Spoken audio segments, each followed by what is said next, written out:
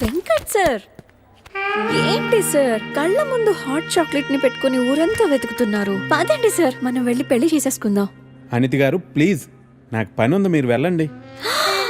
ఎంత మాట అన్నారు సార్, ఐఎమ్ డీప్లీ హర్టెడ్. అయినా నేను మిమ్మల్ని పెళ్లి చేసుకుంటాను. నన్ను ఏడిపించడానికి అలా అంటున్నారు కానీ అసలు నాలంటోండి ఎందుకు పెళ్లి చేసుకుంటారండి? వెంకట్ గారు, మీరు లాజిక్ మిస్ అవుతున్నారండి. నీకెలా చెప్పాలి? బయట అందరూ దొంగన కొడుకులు సార్. సేఫ్టీ లేదు, సెక్యూరిటీ లేదు. మిమ్మల్ని పెళ్లి చేసుకుంటే పెళ్ళయ్యాక మరో అమ్మాయి వైపు కన్నెత్తి కూడా చూడరు.